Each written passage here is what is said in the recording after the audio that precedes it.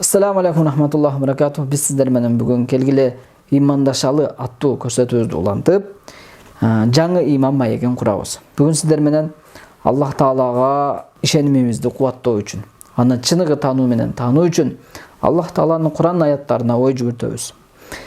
Биринчи ой жүгүртө турган аятыбыз бул Ар-Рахман сүрөсүнүн 10-аяты. Аузу биллахи минеш шайтанир ражим. Вал арда вадааха лил анам. Жана жерди жан жаныбарларга жашоого ылайыктуу кылды деген аят тууралуу болот. Бул жерде байкай турган нерсе анам сөзү бул бүт жан жаныбарларды, мындай айтканда тирүү организмдердин баарын камтыйт. Бул аятта Аллах Таала не деп атат?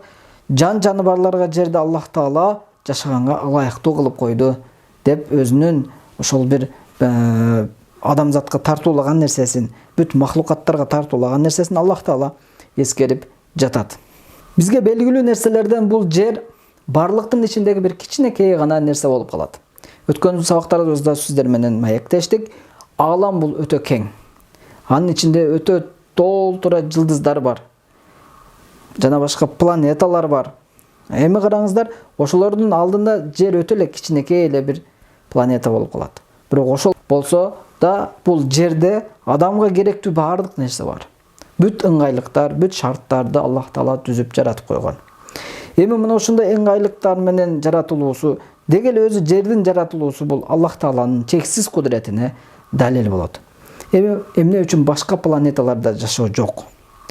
Караңыздар, жердегидей аба, топурак, суу, беттик тартылуу, мына ошол нерселерди ким жаратты? Ким пайда кылды? Жөн эле жаратып койбой ошону жан жаныбарларга ылайыктуу кылып жараттууну ким кылды? Албетте, ал баарын билүүчү, мээримдүү, даанышман, баарына кудуреттүү Аллах Таала. Булардын баарын Аллахтан башка эч ким жарата албайт. Эми жерден башка жашаганга ылайыктуу жер барбы? Албетте жок. Аллах Таала жерди гана мына ушундай бир ылайыктуу кылып жаратып койду. Эми мына ушул жерде биздин максатыбыз бир гана: Аллахты таанып, ага ибадат кылуу. Калган бүт шарт ыңгайлыктарды Аллах Субханаху ва Таала жаратып койду. Эми мына ушул жер планетабыздын өзгөчөлүктөрүн түшүнүп билиш үчүн, анын баркына жетиш үчүн башка планеталарга бир ой жүгүртүп көрөлү. Мисалы айта турган болсок, Меркурий планетасы. Ал күнгө эң жакын планета. Аны ошо күн тийген тарабы 426 градус болуп, ал эми күн тийбеген тарабы болсо -173 градус суук болот. Анан Венера деген планета бар. Ал эң жылуу, эң ысык планеталардын катарына кирет. 465 градус ысык болот.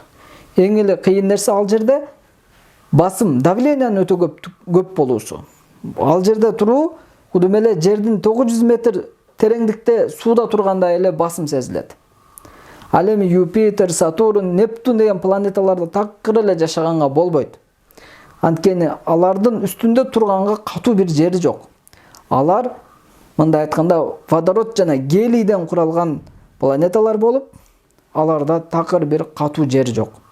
Мындай айтканда, газовый шар болуп эле турат. Аларды газовый гиганттар деп да атап коюшат. Эми Уран планетасына келе турган болсок, ал жерде -227 градус суук болот. Караңыздар, жерден башка жерди издей турган болсок, жерден башка бир жашаганга ылайыктуу жер издей турган болсок, таппайбыз жердегидей. Аллах Субханаху Таала бизге жерди берип койду. Жерди мынакей бүт шарттары менен түзүп берип койду. Бир гана максатыбыз не? Ошол жерде ибадатты кылып, Аллахты таанып эле жүрүшүбүз. Эми сиздер менен кийинки сабактарда жердеги жашоо, жердеги өзгөчөлүктөр, анын ичиндеги махлуктар, жан жаныбарлар, өсүмдүктөр, ошол тууралуу сиздер менен сөз кылып, аларга ой жүгүртүп, дагында иманыбызды кубаттаганга аракет кылабыз. Кийинки көрсөтүүлөрдө сиздер менен көрүшкөнчө сак саламатта калыңыздар.